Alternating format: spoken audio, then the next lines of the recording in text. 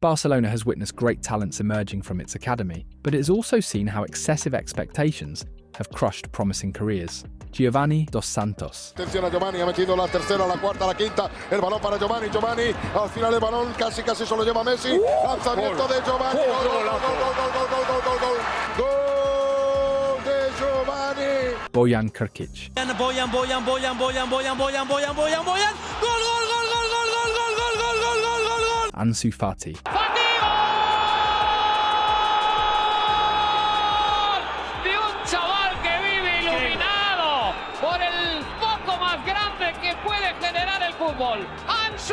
Three players who seem destined to be global stars. Three players with talent, goals, and the ability to make a difference. But they all carried a label that changed everything: the new Messi. Each of them was burdened with an unbearable level of pressure, expected to do what only a genius like Lionel Messi could achieve. This comparison shattered their development, their confidence. 3 años en Tottenham sin tener participación. Their minds and their careers. It felt like a curse, a prophecy that ensured no one from La Masia would ever reach greatness again. But today, that curse has been broken. The same lightning has struck Barcelona once again. There was only a 0.00066% chance that the best footballer in the world would be born at the same club again. And yet it has happened. His name is Lamine Yamal. But there's a crucial difference between him and Giovanni, Bojan and Ansu. Lamine Yamal is not bound by the new Messi curse. He has broken it. He is a generational talent, a different, unique player who is already carving out his own legacy. Barcelona doesn't have a new Messi. They have the first Lamine Yamal. But before we talk about him, we must go back to where the curse began. Chapter 1, the greatest team in history. Talking about Guardiola's Barcelona is talking about the team that changed football history, a team that reached perfection on the pitch. And at the heart of that revolution was Lionel Messi. Samuel Eto'o, el balón para la Pulga, ahí va Messi mete el balón para Iniesta, oportunidad, Iniesta la saca, Paradón al remate de Messi. ¡Qué fútbol! Guardiola's Barcelona was defined by absolute possession-based football. It didn't matter who the opponent was or what competition they played in, the team always stayed true to its style. Their identity was non-negotiable. Barca's game was built on long spells of possession, completely controlling the ball. Short passes were the norm, though they occasionally used long balls to switch play and stretch the game. Unlike other teams that relied on speed and direct attacking, Barca played at a slower, more calculated pace, with players staying close to each other. Guardiola didn't want his players constantly making off-the-ball runs. Instead, he wanted them to hold their positions to lure opponents in and create gaps. This patient build-up forced opposing teams to lose their defensive shape, leaving spaces that Barcelona owned of this system. Xavi Hernandez, Andres Iniesta, and Lionel Messi. These three didn't just dictate the game, they created the spaces that made the system work. Their understanding, movement, and precision were so extraordinary that just by passing the ball between them, they dismantled any defensive setup. No team in the world could match their chemistry on the pitch. Messi in particular was given even greater tactical freedom because Guardiola understood that his ability to break defences was even more lethal when he had fewer restrictions. And this is where the false nine was born. It all started in El Clasico during the 2008/9 season against Real Madrid. Guardiola devised a system where, instead of playing as a traditional striker, Messi dropped into midfield, completely unsettling the opposing defenders. His movement dragged markers out of position, opened up spaces, and allowed his teammates to make runs from deep, attacking with complete freedom. Y es más, me entero a la tarde porque me manda a llamar a la tarde, me dice qué está haciendo, no, estoy en mi casa. Bueno, venía a la ciudad deportiva que quiero hablar con vos. Y ahí me muestra un par de videos y me dice lo que vamos a hacer, que vamos a jugar con falso 9, porque no quiero que los centrales tengan la referencia y que quiero ser uno más en la mitad de cancha para tener la pelota, porque para ir a Madrid a ganar hay que tener la pelota, hay que ser protagonista y tenemos que ser nosotros, si no es muy difícil ganar ahí. Messi was not just the star, he was the piece that made everything possible. His ability to dribble past defenders, his speed, his goal-scoring instincts, and his vision made him the cornerstone of the most dominant team football has ever seen. In the Champions League final, Barcelona defeated Cristiano Ronaldo's Manchester United with a masterclass from Messi, who scored a stunning header in Rome. There was no doubt Guardiola's Barcelona was the best team in history, and Messi was the king of that empire. That perfect Barca marked a turning point in football, and Messi was its ultimate expression. From that season onward, football changed forever. Barcelona became the absolute reference point, and Lionel Messi began writing the most glorious chapter of his career.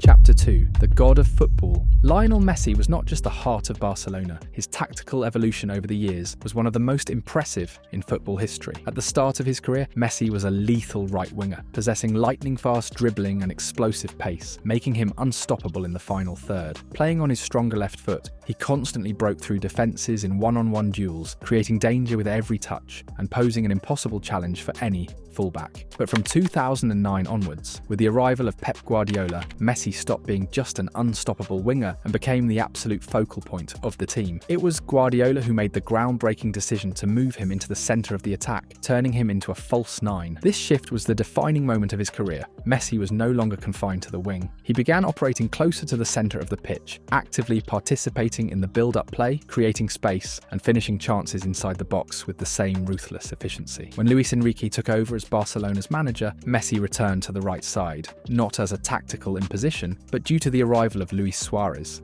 and Neymar. The legendary MSN trident needed balance, and Messi took on the role of linking midfield to attack from the right flank, once again utilising his pace and vision to devastating effect. But after Neymar's departure, Messi moved even further back into midfield. He began dropping deeper to receive the ball, operating closer to the defensive midfielder, and ultimately became the team's total playmaker. He was no longer just Barcelona's top scorer, he was also the orchestrator, the one dictating the entire rhythm of the game. Messi's ability to adapt throughout his career was only possible thanks to the elite supporting cast Barcelona built around him. Players like Ronaldinho, Samuel Eto'o, Iniesta, Xavi, Busquets, David Villa, Pedro Rodriguez, Neymar, Suarez, Dani Alves, and Jordi Alba all allowed him the freedom to express his full potential on the pitch. But what's truly remarkable about Messi is that no matter the tactical system or style of play, he always stood out under every coach he played for. Under Frank Rijkaard, Messi became the youngest debutant in La Liga at the time, making his first professional appearance on October 16th,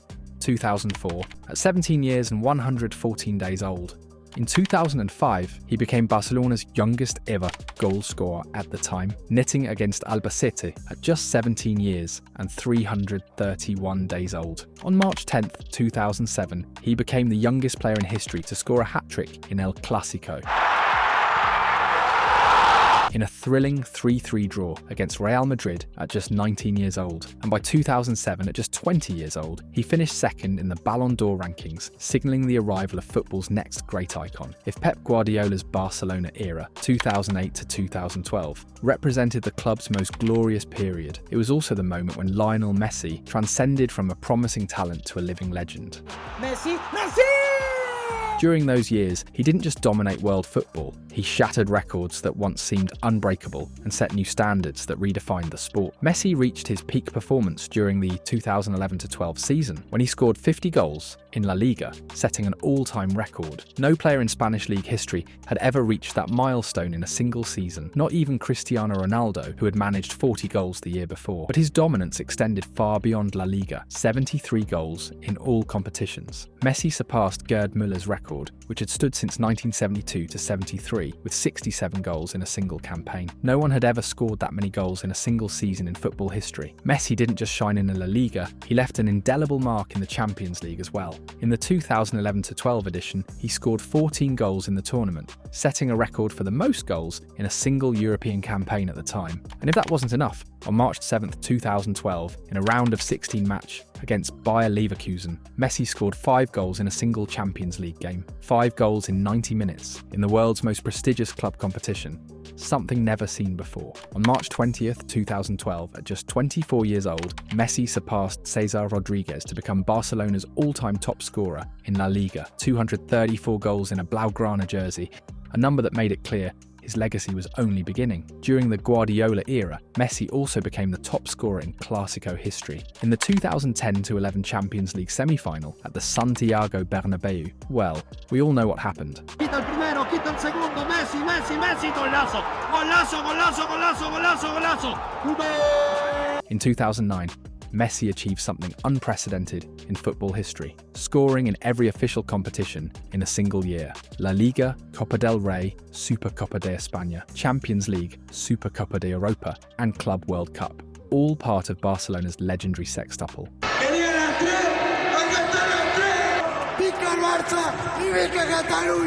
To cap off this historic chapter, Messi shattered a record thought to be unbreakable. In 2012, he scored 91 goals, surpassing Gerd Muller's 85 goals from 1972. A feat that, even today, seems otherworldly.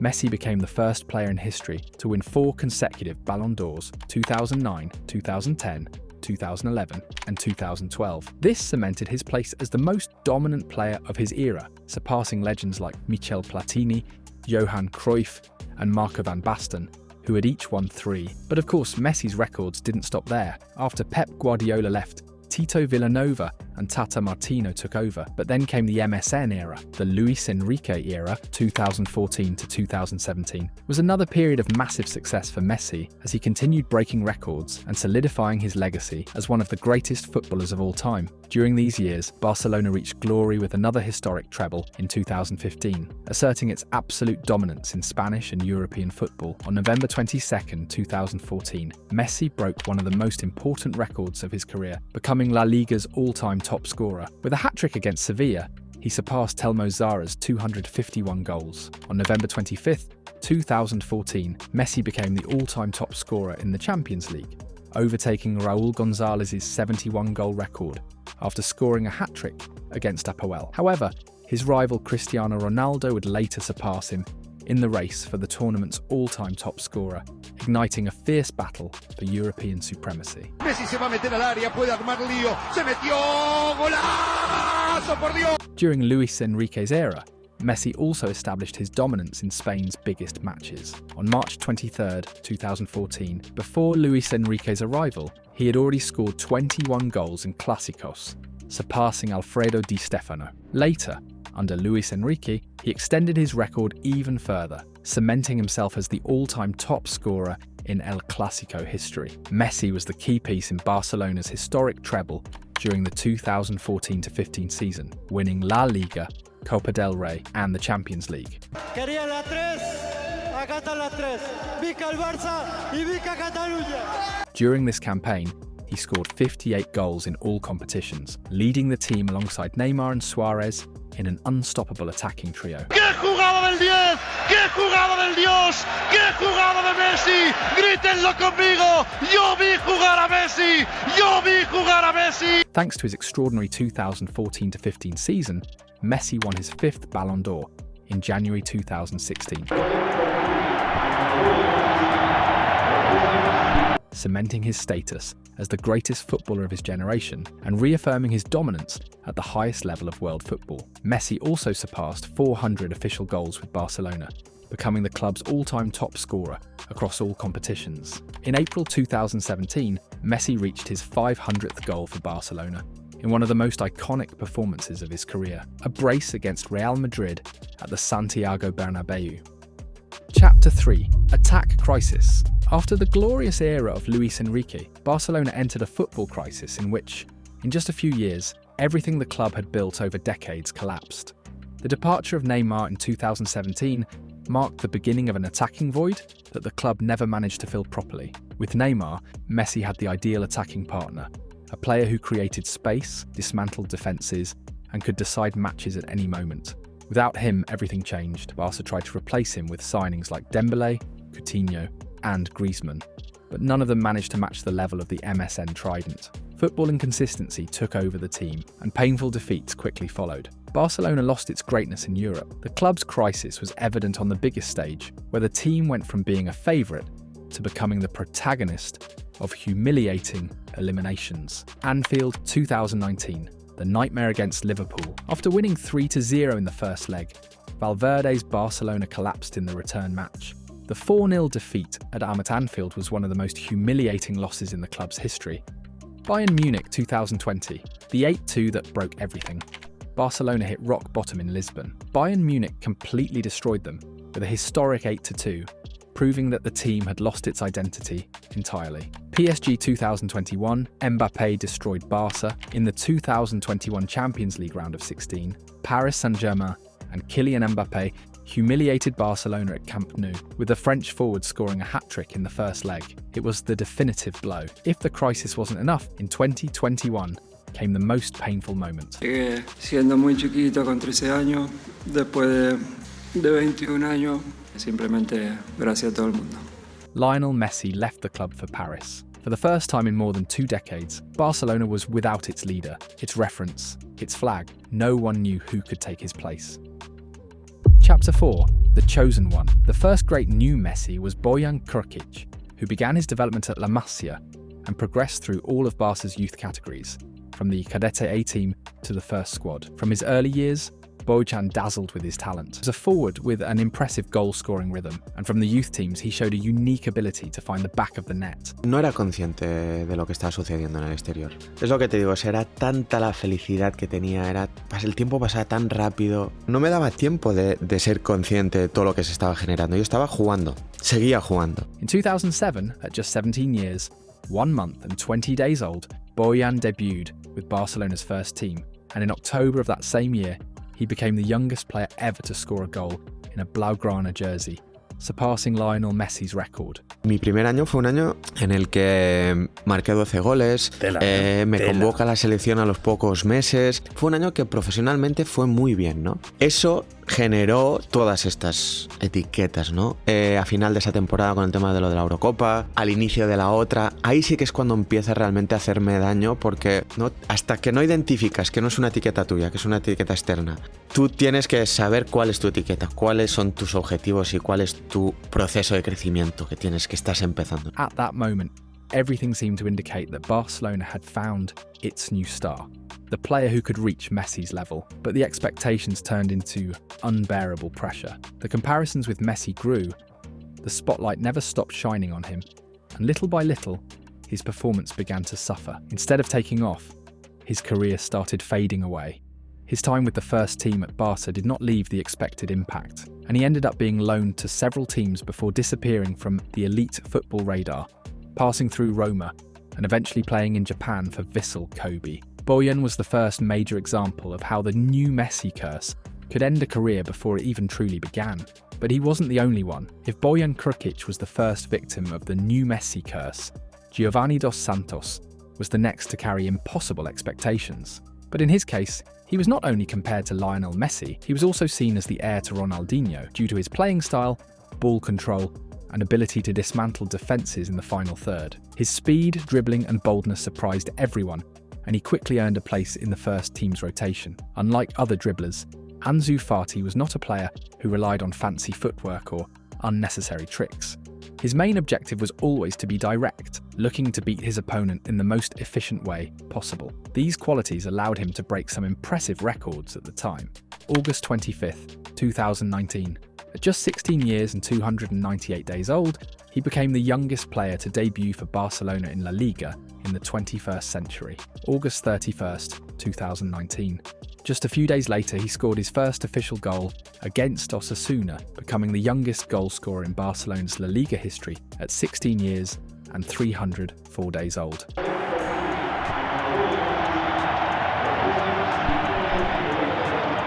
September 14th, 2019. In a match against Valencia, he scored a goal and provided an assist within 7 minutes, setting another record as the youngest player to score and assist in the same La Liga match. Ansu's talent was not only evident in domestic competition, but also in Europe. December 10th, 2019. In a Champions League match against Inter Milan, he scored the opening goal, giving Barcelona the lead and making history as the youngest goal scorer in the tournament's history at 17 years and 40 days old.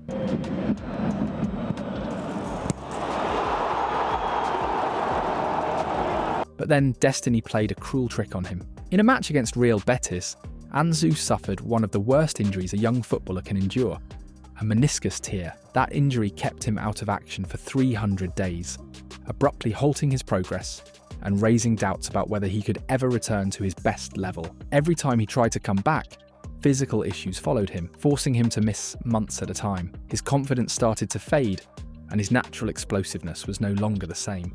Even Xavi Hernandez went as far as to say that Barca was not a charity organisation, referring to Ansu's constant injuries. And despite the fact that in the 2022 to 2023 season, Ansu barely missed any matches for Barca and started regaining his rhythm by scoring 10 goals and providing 3 assists, the following season he was loaned to Brighton in the Premier League. The player who once excited the entire Barca fan base had become a promise shattered by bad luck. He went from being Messi's heir to a constant uncertainty, always in doubt about whether he would ever return to his best version. Chapter 5. The first Lamine Yamal. While Ansu Fati left Barcelona to try his luck at Brighton and Ousmane, Dembélé moved to PSG, a new star was beginning to shine in the Blaugrana team. Destiny was writing a new story, one in which the new Messi curse would finally come to an end. It happened in the Joan Gamper Trophy against Tottenham, where Lamine Yamal burst onto the scene with force. That match was just a pre-season friendly, but it ended up marking the birth of a new era. His performance in the Gamper was so impactful that it even drew comparisons to Messi's Gamper debut against Juventus, when he faced legends like Patrick Vieira, Trezeguet, and Camoranesi. After the match, then Juventus coach Fabio Capello admitted that he had never seen anything like it, and even asked for his loan. Me encantó verlo porque jugar con tanta facilidad, tanta confianza, con 80-85 mil personas, la calidad que tenía él era una calidad superior. Lamine quickly became vital for Barca. Rafinha was not delivering the expected performances at the start of the season, so Xavi started giving opportunities to the 16-year-old. What happened next was something no one saw coming. Lamine Yamal became the most decisive player for Barca on the right wing, revolutionising the team's attacking play. In key matches, he was the one stepping up. In the quarter-final elimination against PSG, he was the only one who tried to keep his head up and give everything for the badge, providing the assist for Barca's goal in the second leg. Atención, Yamal, la persona, línea de fondo, Yamal, gol! In the Copa del Rey, he was the only truly dangerous attacking player, scoring a stunning goal against Athletic Bilbao in the quarter-finals. If anyone still had doubts about the historical significance of Lamine Yamal, Euro 2024 erased them completely. It's not just about his talent, but also his mentality, something that, until now, had only been seen in Lionel Messi at such a young age. At just 17 years old, Lamine already has 17 caps for Spain, with 3 goals and 8 assists.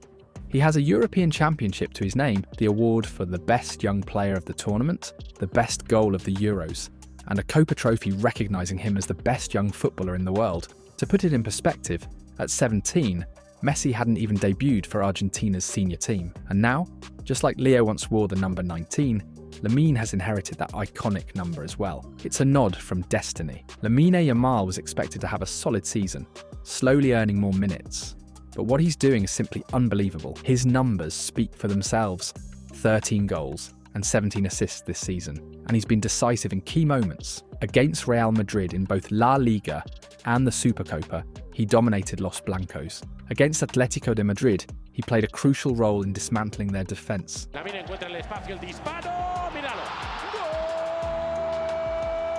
Against Benfica, he scored a masterpiece of a goal. So why is Lamine thriving, while others crumbled under pressure? One key difference between Lamine and past new Messis, like Bojan Krkic, Giovanni Dos Santos and Ansu Fati, is the environment surrounding him. Those players lack the right support system to guide them in their professional and personal growth. Lamine Yamal, on the other hand, has something they never had, a strong, stable and committed support network. He is not alone, and that makes all the difference.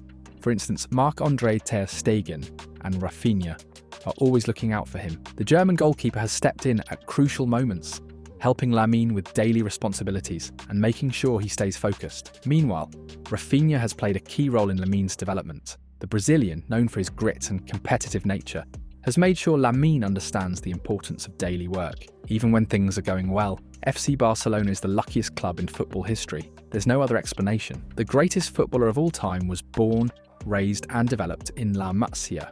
And when it seemed impossible for something like that to happen again, lightning struck the same place, twice. Lamine Yamal is no coincidence. He is destiny. It's incredible to think that after Lionel Messi, Barcelona has found another prodigy with the same magic in his feet, the same special aura, the same ability to make the impossible look easy every time he touches the ball. It's something that defies logic, something that seemed impossible to repeat. But make no mistake, Lamine Yamal is not the new Messi. He is the first Lamine Yamal, a player who is writing his own story, breaking every record in his path, and proving that in a matter of time he will be the best in the world.